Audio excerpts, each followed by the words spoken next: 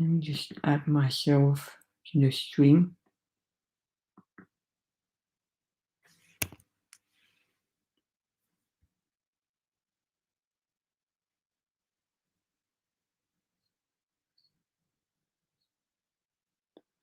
Right now it's working perfect. All right.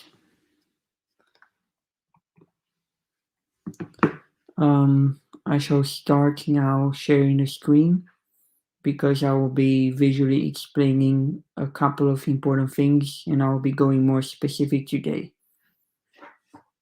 So let's get started.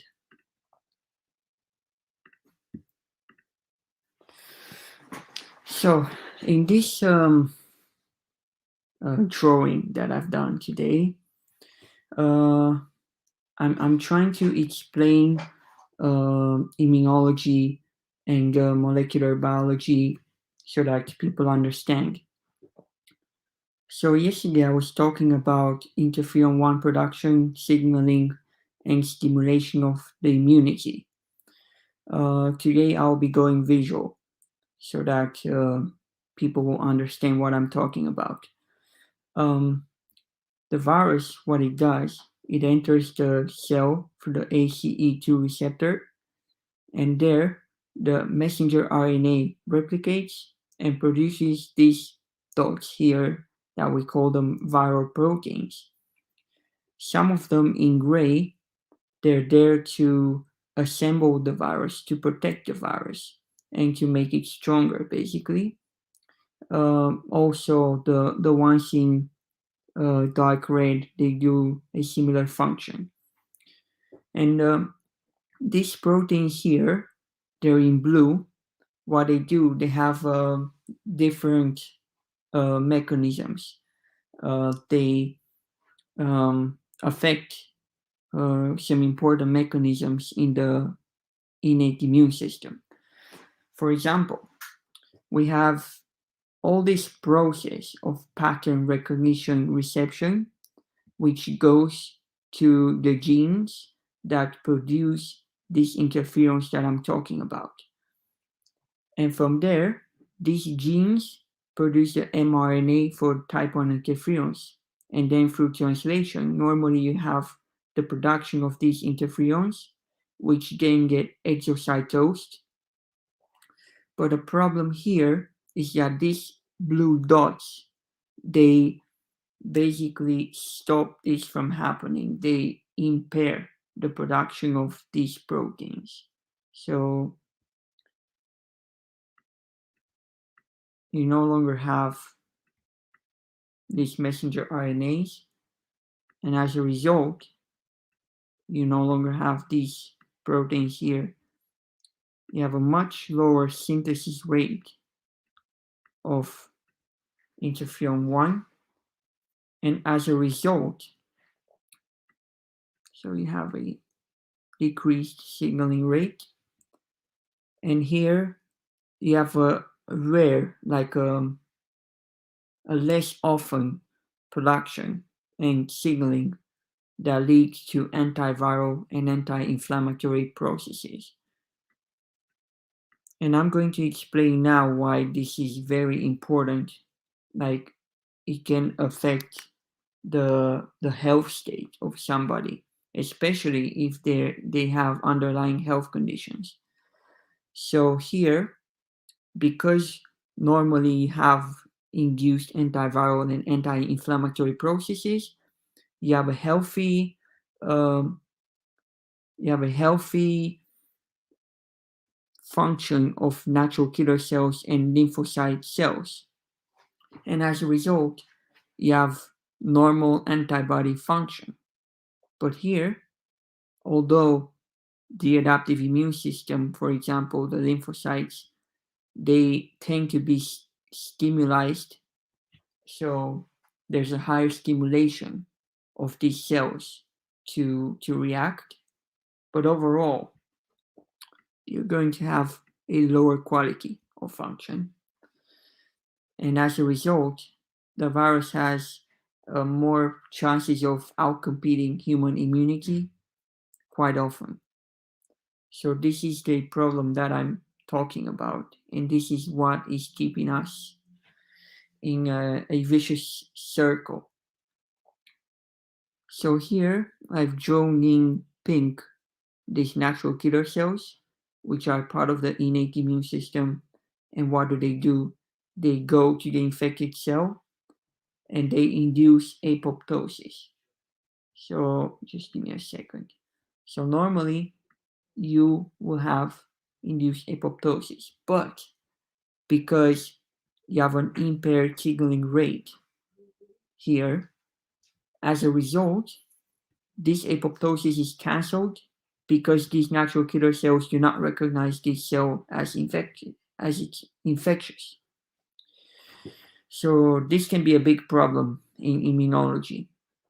And I come back for a second to the number of viral copies here. So you have viral replication before exocytosis. And each virus produces like one of these non-structural proteins, they call them, which impair signaling rate, synthesis of and signaling rate of interferon 1. But you're going to have more viruses. You're going to have an exponential increase in the viral load because these viruses, each one of them will infect different cells. And because of that, you're going to have a logarithmic decrease in the amount of available type 1 interferons to signal to other components of the innate immune system and also to the adaptive immune system.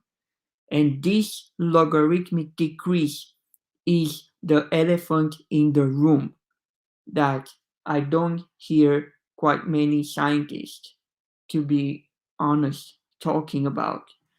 So this should be addressed in so many spaces of research, debate, and study, because this is the main factor causing problems in immune responses, overwhelmed immune responses, hyperinflamed processes, hyperinflamed tissues, and uh, very high viral loads in many areas of the body, really, in many tissues, not just in the respiratory system, especially if you have a phenomenon known as viremia, when the virus crosses into the blood and from there it starts infecting nearby tissues and organs. But we have another little concern here. We have the spike protein, which I'm going to draw. Let me select a color in brown.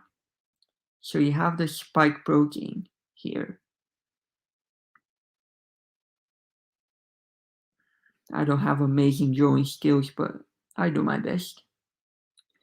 These spike proteins, they can also affect certain parts in the DNA through entering into the nucleus. And normally they affect genes that are involved in antibody recombinant factors, like when the genes of antibodies become recombined before antibodies are fully produced and matured. And this recombination process is critical for fully functional antibodies. And also, these spike proteins can affect the rate of function of genes involved in DNA repair. So these are two little elephants in the room as well. Because if you start affecting these genes that are important in immunity and even in protection against mutation, then we have another problem here. And of course, the current focus, as I understand it, is to use some certain parts of the pathogen as a way of stimulating the immune system to gain memory. But the problem is with these little spike proteins that you have a nucleoside modified mRNA, which is also protected by lipid nanoparticles, so they last longer, and so you produce a higher number of spike proteins with the intention of bringing a proper immune response. But the problem is that if you start producing more copies of spike proteins, then we might only mimic infection and disease. We might mimic cellular pathology, which might be dangerous long term. And so maybe considering type 1 interferon based therapy and prophylaxis as an alternative way of treatment, at least, could be a good step to ensure that we get out of this situation collectively and worldwide.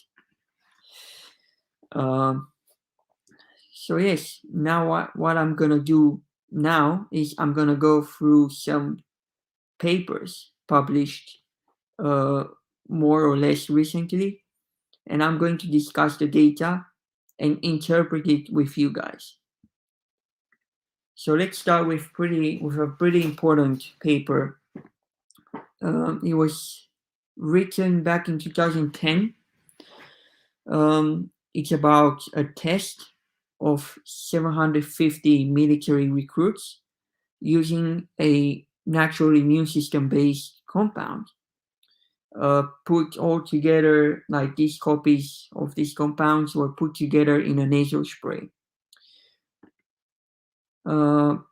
This was to address influenza A and influenza B infections. So yeah, we're going now to assess the data for a little bit. It's in an abstract now.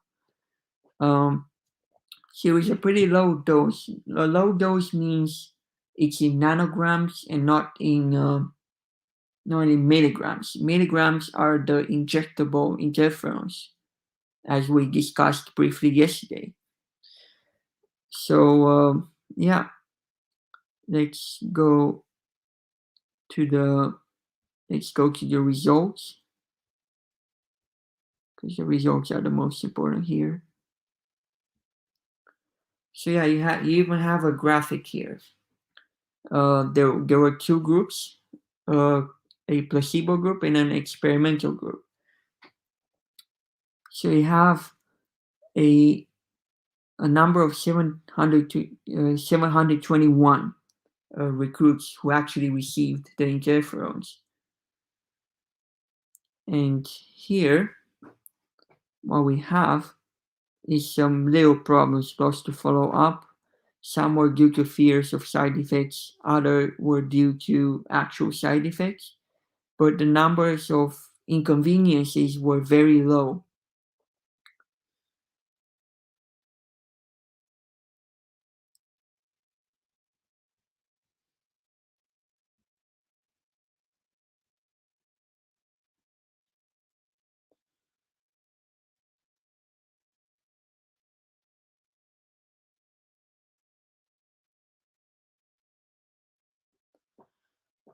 So you have higher titers of antibodies in the experimental group than in the control group, but no significant difference was found. Okay.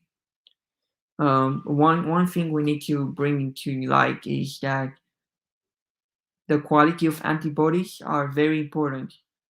So it's not about how many antibodies are synthesized, but it's about how properly trained they are. And that involves a balanced immune response, a balance between pro-inflammatory mediators and anti-inflammatory mediators. So let's go a bit further. Here's some statistical data. Relative risk, absolute risk. Trying to look at the so safety assessment. No participants withdrew from the trial due to intolerance of the spray. So actually no side effects that were significant. No allergy, so no adverse reactions. the incidence rates of epistaxis in the treatment group were low, um, with rates from 1.2% to 6.2%, so between 9 and 45 people. So epistaxis, what it is, it's basically a disease where nose bleeding just doesn't stop. And we believe that there's a low risk of uh, implications to the blood, especially if the amount of interferons is too high. So, like I said before on other occasions, when, how, and how much are three important factors that can change many results. So, the research community has a lot of responsibility to make sure that results are accurate, that the highest potential is reached. The highest potential means the maximum effect, therapeutic effect of the drug, and the lowest amount of side effects.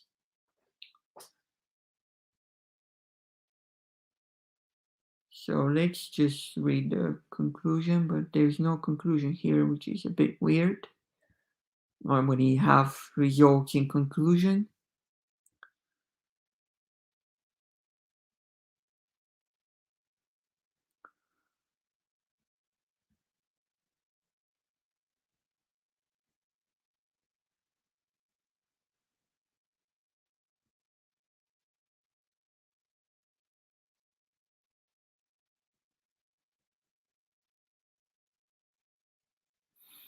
Right, so on the whole, they used a pretty low dose and a short-term administration. So what did they say? 1.8 times 1 million international units per day.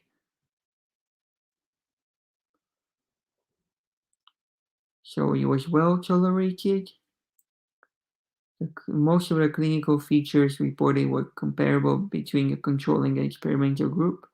No, adverse reactions that were severe or moderate, except some cases of epistaxis, like we said.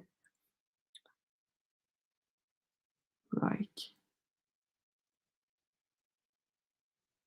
So this is the most important part. The scientists determined that this randomized controlled trial was successful, meaning that the recombinant human interferon alpha 2b nasal spray has potential in preventing common and acute viral infections caused by influenza A, influenza B, PIV 123, and adenoviruses. And the fact that it was generally well tolerated and successful among military soldiers in China, this is a pretty good sign that this can be moved forward.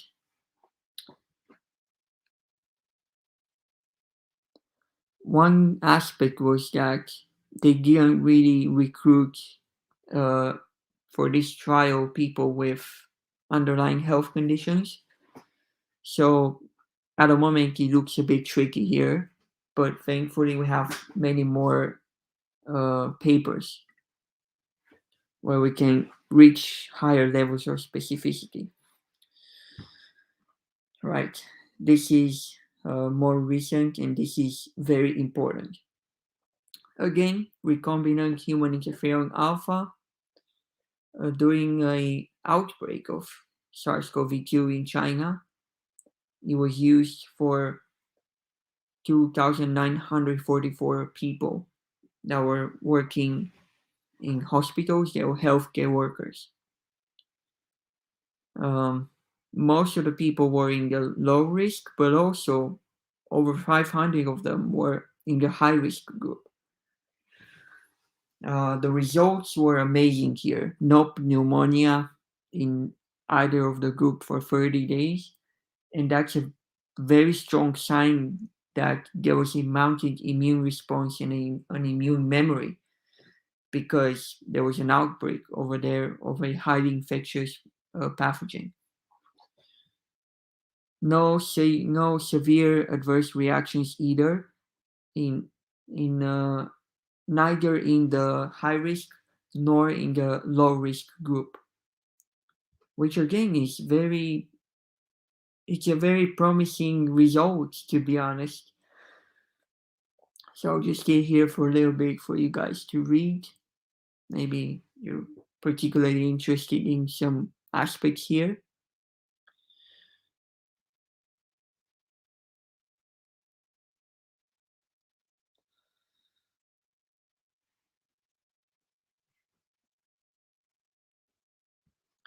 But yes, this one here was really promising,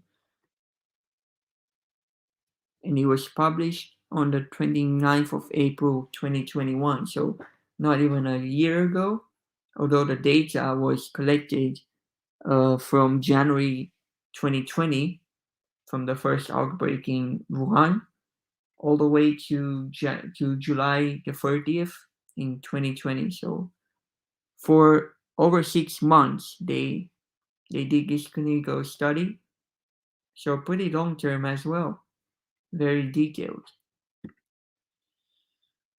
Okay, let's move to the next one. Let's just make sure that it's not based on the previous study.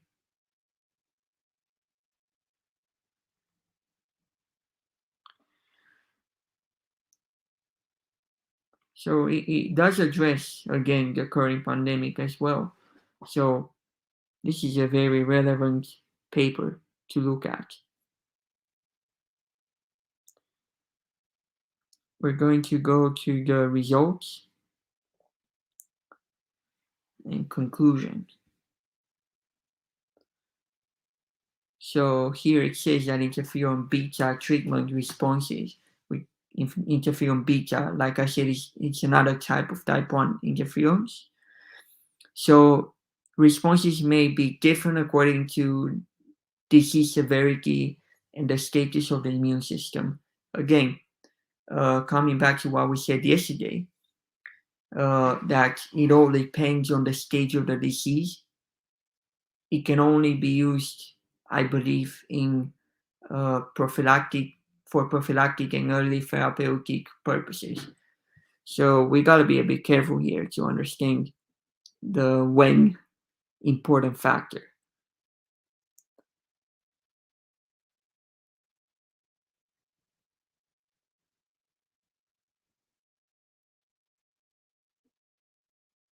So they say that it may be a universal solution for emerging respiratory viral infections. Quite curious that they did not recognize safety or efficacy in healthy population, when actually there are other studies that are showing amazing results. So I think it's important to understand the variables used during the studies. Not every single study is to be trusted. Uh, that's why it's important to look at many papers and come to a general conclusion by using multiple and numerous points of study.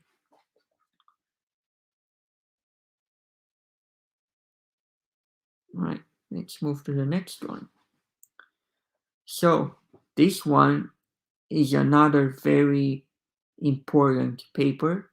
So the title says that a low-dose interferon type 1 treatment is effective, listen to this, against the avian flu and the H1N1 influenza A variant, both in vitro and in vivo, which is very strong, like a very strong statement. So let's look here for a little bit to read the abstract. So there is an urgent need for new antiviral strategies to protect against influenza. The innate immune response to influenza viruses involves production of interferon alpha and interferon beta. Coming back to what we said here, it all starts from the pattern recognition receptors that get activated as soon as this entity named virus comes inside the cell. So it's all about the competition that starts here, the battle between the innate immune system and the ability of the virus to silence the innate immune system. And my point of view is that trying to only sharpen the adaptive immune system here will not outcompete the virus because the virus already deals with the core of the immune system. Yes, let's be clear. All like both kinds of the immune system, the innate and the adaptive, are both important. They're interdependent. And when the innate immune system is impaired, the adaptive immune system uses its how do you call it, instinct, to react more, to increase its strength. But the problem is that the source of the immune system is not the adaptive one, but it's an innate one. And so without this one, with a much lower or a significantly lower performance of the natural immune system, the adaptive immune system will only perform poorly. It might have strength, but the intelligence goes lower. And that is the problem that we are facing right now. So coming back to the paper, there was an examination of the effect of interferon alpha on the replication of H5N1, the avian influenza, and also against the flu, the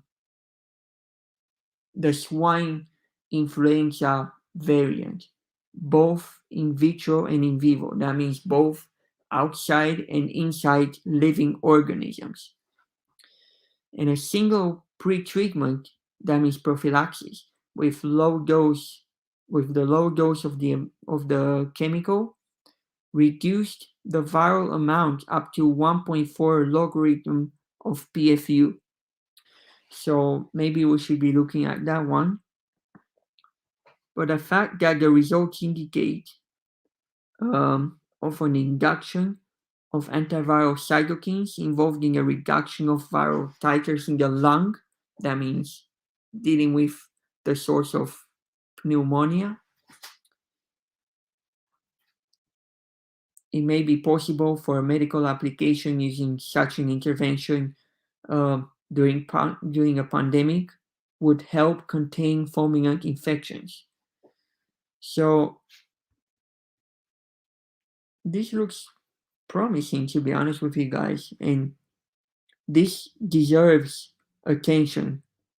This deserves a lot of attention. All right.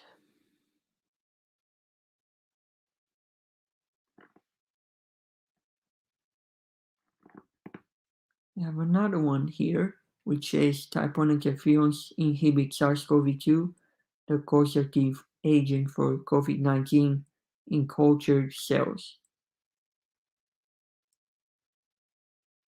Treatment with both agents at 50 international units per milliliter reduced viral titers by 3.4 logarithm or over 4 logarithm respectively in viral cells.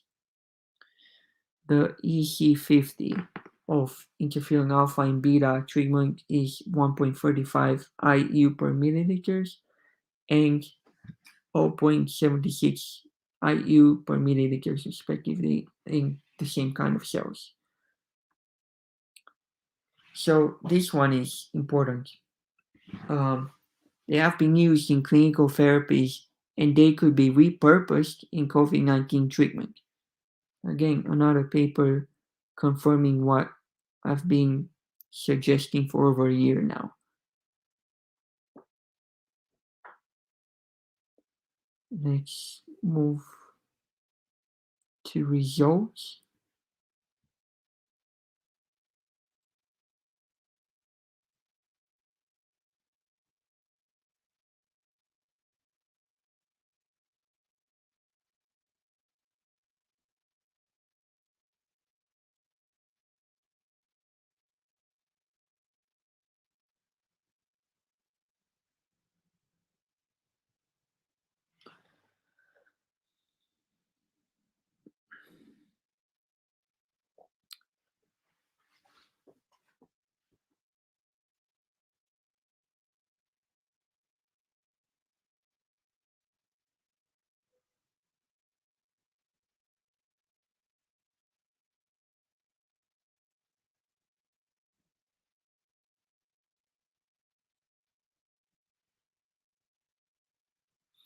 Yeah, these are the methods. They tested the sensitivity of the virus to the treatment. So you have MOI 0.01, a lower amount of interferons, than MOI 1. And when there is a lower amount, you have a higher titer of the virus, a higher viral load, than the lower amount, M, than the higher amount of MOI, which is here. All right, so the difference is around, it's definitely 50, like 50-fold lower. That's the difference. So the dosage, I think, it's pretty important.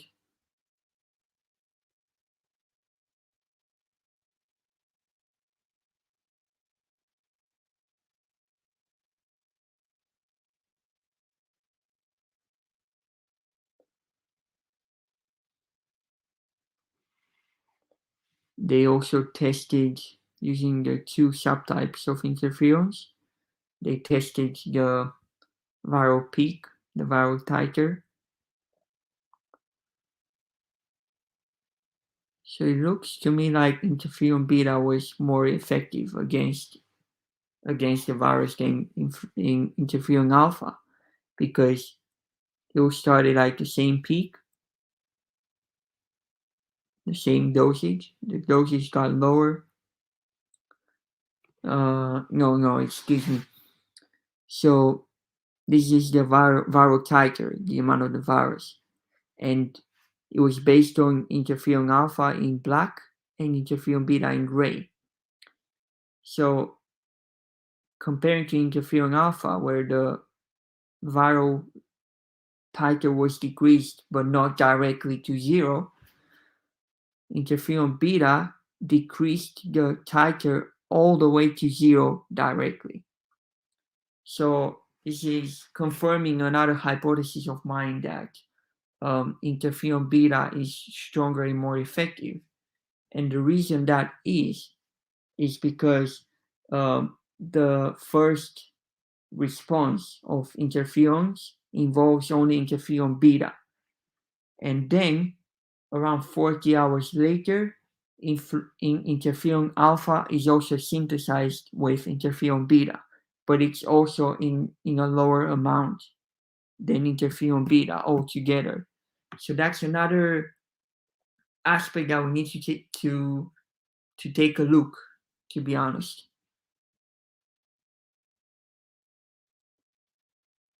But overall, they both are effective, they both are promising, and they both need to be tested as a potential vaccine candidate, not just therapy. And instead of building just interferon alpha based nasal spray, we could do something else. We could develop a combination between a combination of interferon alpha and interferon beta, and put it into a nasal spray.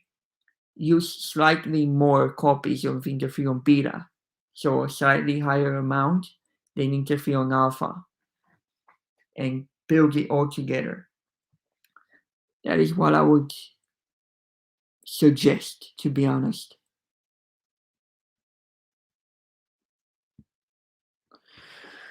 Right. I'll be going soon, but I'm gonna give you a bonus, guys.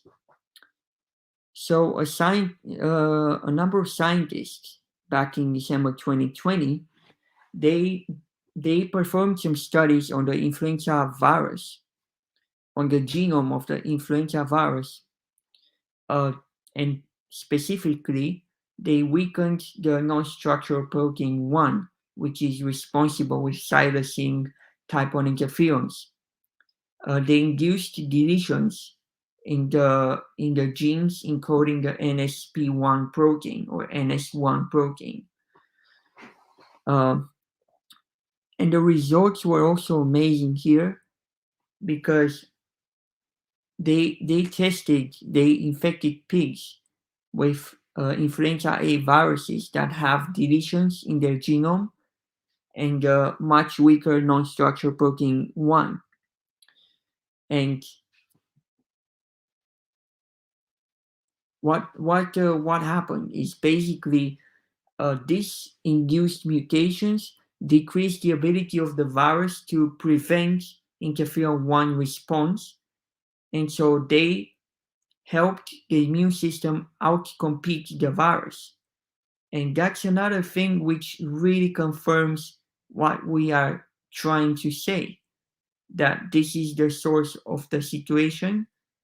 And we understand that imagery is much more complex than just a cause and a factor and a solution.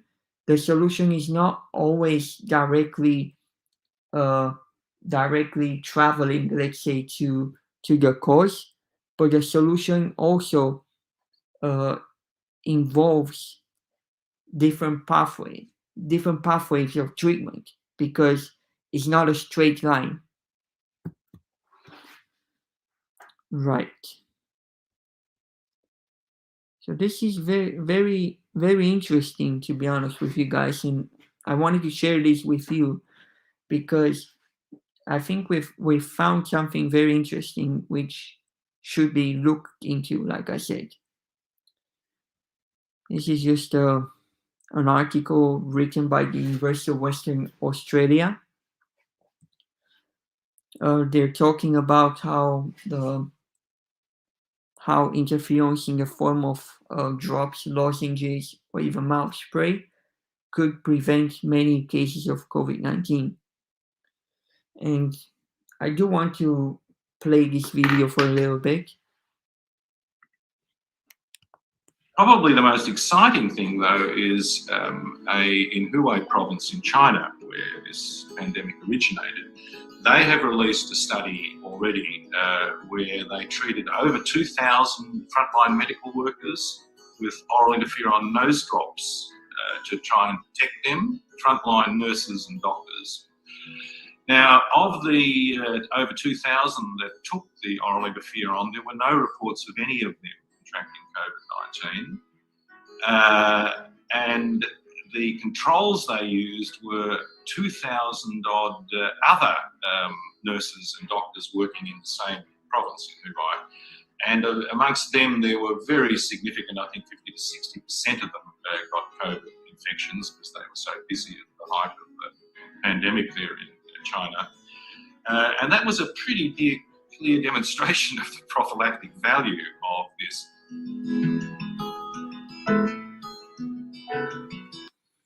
So yeah, that's an explanation from a renowned professor. Let me just confirm that it's him. So it's Associate Professor Manfred Belhartz. He's an interferon researcher, so he's been dedicating a lot of his time, clinical time, on researching the high potentials of this chemical produced by our cells as a way of a prime response against pathogens, early and prime responses. And they say that the amount requires only 200 to 500 units of interferon, and I agree. One additional aspect that I need to put into discussion is that mucosal immunity is more relevant than intramuscular immunity, and so using a nasal spray could have a much higher efficacy than an intramuscular injection. Not all the time, but usually. And so this should also be taken into consideration. But yes, I appreciate. I'm just gonna stop sharing the screen. I appreciate that you guys have watched this video. I might come with new live streams or new discussions. I even might join discussions online just to further research the great effects of the natural immune system. Have a great day. Goodbye, everybody.